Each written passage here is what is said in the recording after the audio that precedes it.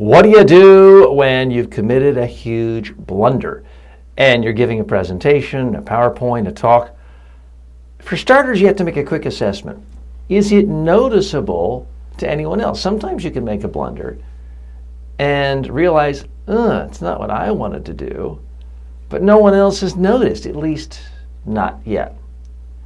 I want you to be real. I want you to be an authentic human being, but I don't want you to just let it all hang out and cry and whine and complain about yourself. Because if you whine or complain about a mistake, chances are that might be the only thing anyone remembers.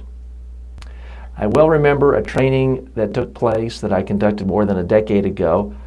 An executive on a military base was giving a presentation, a PowerPoint. Everything was going well.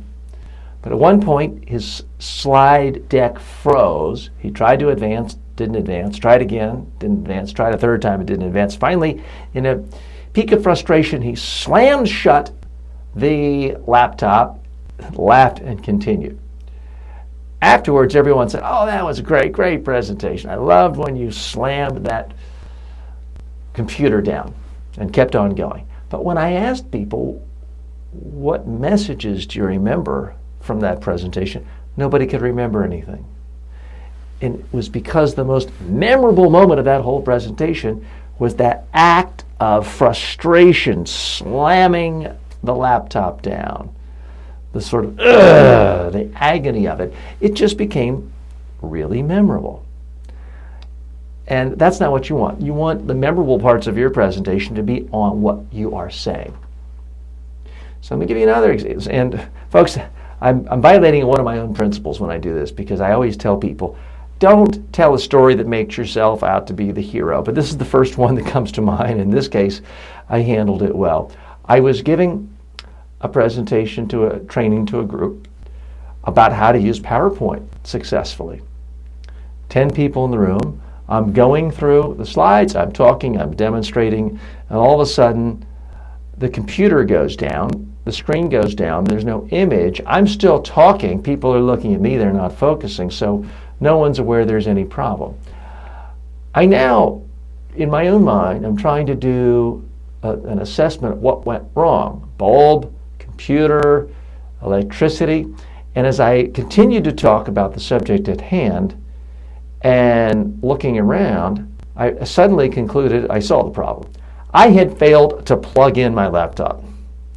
So it was running on natural battery, the battery died, so the laptop powered down, so therefore, even though the projector was working, the light was working, there was nothing to project.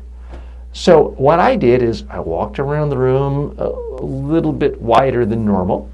I then tossed a question to someone in the front of the room. I was at the back of the room, and while no one was looking, I bent down, plugged in the laptop, it powered up, continued talking, and I was ready to go into the next slide. No one noticed. Until the end of the day when I talked about how to deal with problems, and I brought that up as an example. So in that case, I got through it okay.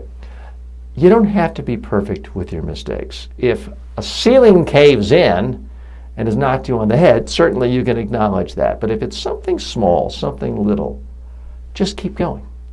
If you make a factual mistake, don't beat yourself up. Give the correct number. If you went out of order, you forgot something, don't tell anyone. We're not going to know. There's no audience in the world smart enough to read your mind or to read your outline unless you've given it to them. So for the smaller blunders, don't tell anyone. Act like you think everything is going extremely well.